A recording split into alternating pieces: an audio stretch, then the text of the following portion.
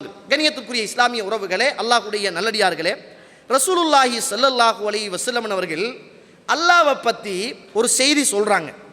பாருங்க, புகாரியில 6099வது செய்தி, புகாரியில பதிவு செய்யப்பட்ட செய்தி.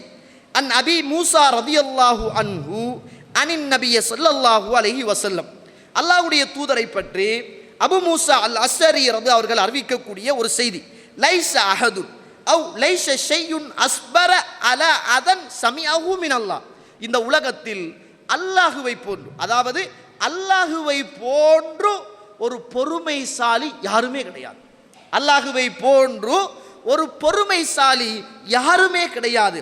ஏனென்றால் இந்த உலகத்தில் இன்னஹும் லயதுஊன லஹு வலதன், அல்லாஹுக்கு பிள்ளைகள் உண்டு என்று, அல்லாஹுக்கு பிள்ளைகள் உண்டு என்று இணைகள் வைத்துக்கொண்டு அல்லாஹுவை அழைத்து கொண்டு வாழுகின்ற மனிதர்களையும் அல்லாஹ் பார்த்து பொறுத்து கொண்டு பொறுமையாக இருந்து கொண்டு அவர்களுக்காக எந்த தண்டனையுமே இறைவன் கொடுக்காமல் அவங்களுக்கும் அல்லாஹ் ஆஃபியத்தையும் ரிஸ்கையும் கொடுத்து கொண்டிருக்கிறானே, அப்படிப்பட்ட இறைவனை விட யாருமே பொறுமைசாலி கிடையாது. உண்மைதான தோழர்களே, நம்மெல்லாம் செய்கிற பாவத்துக்கு, நம்மெல்லாம் செய்கிற தவறுக்கு, நம்மெல்லாம் ரகசியமாக செய்கிற பாவத்துக்கு, பரகசியமாக செய்கிற பாவத்துக்கு, இருட்டில் செய்கிற பாவத்துக்கு, இன்டர்நெட்டில் செய்கிற பாவத்துக்கு, பேச்சில் செய்கிற பாவத்துக்கு, மியூசிக்கில் செய்கிற பாவத்துக்கு, இறைவனுக்கு வைக்கின்ற இணை வைப்புக்கு, அல்லாஹ் அல்லாதவர்களை அழைத்து